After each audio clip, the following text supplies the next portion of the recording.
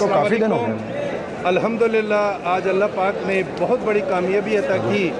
हमारी review petition जो थी वो ADJ 2 में लगी थी और बहुत स्ट्रॉन्ग जनाब जो है ना आर्गूमेंट के बाद 2 हेयरिंग हुई, जिसके अंदर मुकम्मल जनाब जो है ना फैक्ट एंड फिगर, साइटेशन और केस लॉ जो है ना कोर्ट को पेश किए गए।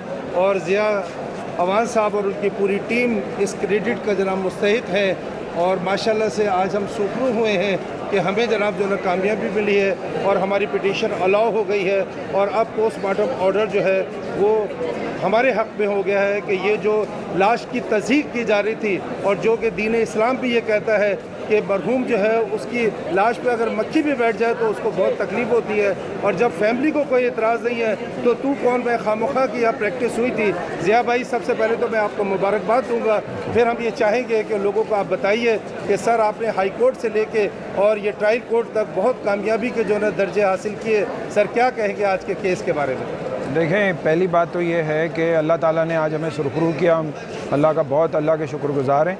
और ख़ास तौर पे जो बुशरा जो उनकी फ़र्स्ट वाइफ हैं, एक्स फ़र्स्ट वाइफ वो जो है बुशरा चूँकि मेरी जूनियर भी हैं और ये लॉयर भी हैं, और इनको जब इनको ये सारा हुआ, इनको धचका लगा इस चीज़ का, तो इन्होंने मुझे रिक्वेस्ट की कि मैं इनके लिए जो है ना कोई लीगल हवाले से इनको सपोर्ट कर सकूं। तो हमने फिर चूँकि मैजिस्ट्रेट की कोर्ट में तो इनको सुना ही नहीं गया और ना ही मौका मिला कि हम उसमें जा पाते। मैजिस्ट्रेट साहब ने तो बुलेट ट्रेन की तरह फ़ैसला दिया, वो किस लिए दिया वो उनको पता होगा, वो सारे आगे जवाबदेह होंगे। लेकिन मैं आपको बताऊं कि जब हम हाई कोर्ट गए तो हाई कोर्ट में भी जो डिवीज़न बेंच है 2 जजेस की, उन्होंने हमें बहुत अच्छा रिस्पांस किया। बाद में डिवीज़न बेंच चेंज हुई, पहले उन्होंने स्टे कर दिया कि एग्ज्यूम नहीं होगी बॉडी, और एक जज साहब का तो उनमें से ये कहना था कि ये केस बनता ही नहीं था एग्ज्यूम करने का। उसके बाद ये हुआ कि फिर ये दूसरी डिवीज़न बेंच के सामने गई, वहाँ पे उन्होंने टेक्निकली हमें कहा कि आपको पहले सेशन कोर्ट में जाना चाहिए। तो हमने कोर्ट के आगे जो है ना वो उसको एक्सेप्ट किया और हम यहाँ रिवीजन में आए डिस्ट्रिक्ट जज के पास। डिस्ट्रिक्ट जज जो हैं उन्होंने इसको ट्रांसफ़र किया केस को सेकंड एडिशनल सेशन जज के पास, लगारी साहब के पास, और फिर वहाँ पे हियरिंग हुई है। उसके अंदर आपको ये बताऊं कि जो एक साहब जिन्होंने ये एप्लीकेशन दी थी, जो स्ट्रेंजर हैं, वो भी मौजूद थे, उनके वकील भी मौजूद थे। दानिया के वकील ने भी अपना वकालतनामा दाखिल किया और अपना जवाब दाखिल किया, जो थर्ड वाइफ है, और इस सरकार ने भी अपने आर्गूमेंट दिए। उसमें डिस्ट्रिक्ट पब्लिक प्रोसिक्यूटर ख़ुद अपीयर हुए, यूनुस साहब। तो ये जो सारा कुछ हुआ, तो इसमें पूरे आर्गूमेंट कोर्ट ने सुने हैं और कोर्ट ने एक फैंटास्टिक जजमेंट जो है ना पास किया है, जिसमें उन्होंने हर चीज़ को मेंशन किया है और उन्होंने ये बताया है कि भाई किस तरह से जो है वो ये जो साहब हैं जिन्होंने ये एप्लीकेशन दी थी, वो सिर्फ स्ट्रेंजर नहीं थे बल्कि वो उनके एनिमी थे, कि उनकी फ़ेसबुक से ऐसे कमेंट्स उनके मिले हैं जो एक दुश्मनी एक दूसरे के साथ कर सकता है। और ये इसको जितना परसू कर रहे हैं तो उससे लगता है कि उनके पीछे कोई फोर्स है जो इन चीज़ों को परसू करने के लिए कह रही है और लोग उसके लिए फॉलो अप कर रहे हैं। और मैं तो पॉलिटिकल मेरी कोई अलाइनमेंट नहीं थी उनके साथ और ना है, लेकिन मेरा ये था कि हमने बच्चों को, जो बच्चे मेरे पास आए थे, हमने उनको सपोर्ट करना था।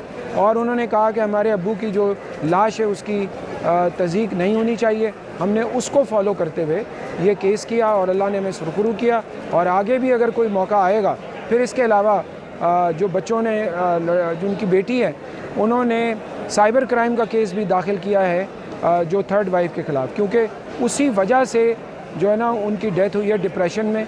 वो बहुत डिप्रेस थे और वो भी परसू कर रहे हैं उस केस को, और वो इंशाल्लाह आप देखेंगे कि उसकी भी FIR कटेगी और उनको ये भी पता चलेगा कि जो एक बेडरूम की मियाँ बीवी की सैंक्टिटी है, उसको जो उन्होंने तोड़ा है, वो उसका क्या नतीजा निकलता है, जिसकी वजह से आमिर लियाकत जो है डिप्रेशन में उनकी डेथ हो गई।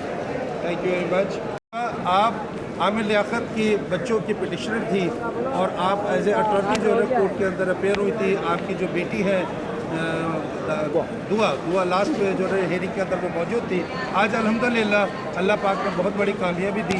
एक बेटी का सर फ़ख्र से बुलंद हुआ, जो फैमिली नहीं चाहती थी कि ये पिटिशन वो जो है बस अलाउ हो उनके हक़ में। और हमारे हक़ में जनाब जो है हमारे आर्गूमेंट जो थे कि हम पोस्टमार्टम नहीं कराना चाहते थे, अल्हम्दुलिल्लाह अल्लाह की रहमत से ज़िया भाई और उनकी पूरी टीम की काविशों से ये पिटीशन जनाब जो है हमारे हक़ में हुई है। आप क्या कहेंगे?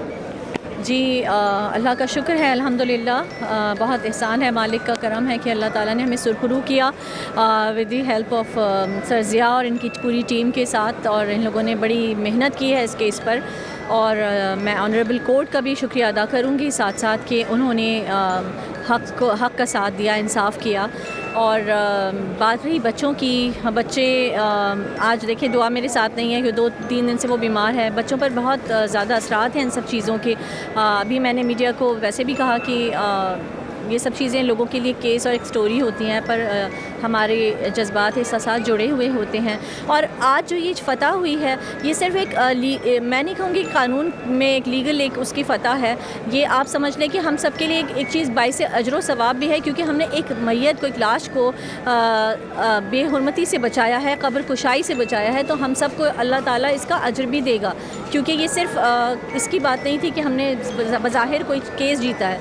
अल्लाह ताला भी हमसे खुश होगा, राज़ी होगा, क्योंकि हमने अब सोचें कि अगर ये चीज़ हो जाती तो ये हमारे लिए तो तकलीफ़ का बाइस होती, बच्चों के लिए बहुत ज़्यादा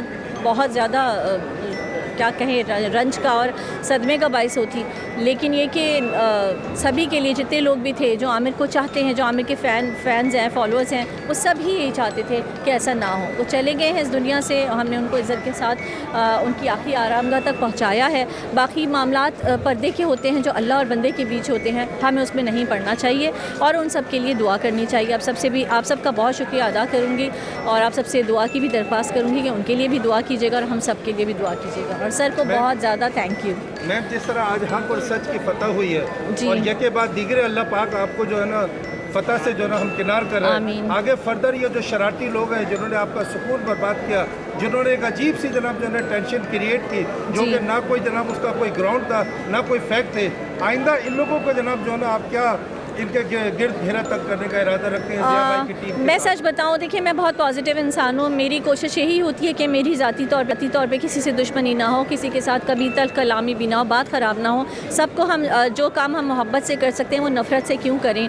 और हम सबको ही, चाहे हम किसी भी प्रोफेशन में हों, हमें सबसे पहले ये सोचना चाहिए कि हम वो काम करें जिससे अल्लाह राज़ी हो। हमारा प्रोफेशन जो है, ये जो वकालत का शोबा, तो बहुत ही मुक़द्दस एक वो है, क्योंकि यहाँ ये हक़ का अगर आप साथ देंगे तो आपको ये दुनिया में तो प्रोफेशन है, पर इसका सवाब भी मिलता है कि आप जब किसी जुल्म के ख़िलाफ़ खड़े होते हैं या कोई नाइंसाफ़ी के ख़िलाफ़ खड़े होते हैं तो अल्लाह ताला भी आपके साथ होता है। तो मैं सबको यही कहूँगी कि आप हक़ का साथ दीजिए हमेशा। अल्लाह ताला भी आपको उसकी बरकतें, रहमतें अता फ़रमाएगा। तो और कुछ नहीं कहूँगी, हिदायत की दुआ करूँगी। अगर कोई शरारत अभी भी जहन में है या कुछ है तो उन सब के लिए कहूँगी कि नहीं, शरारतें छोड़ दीजिए और मोहब्बतें बाँटिए, नफ़रतें नहीं। Thank you very much. Thank you.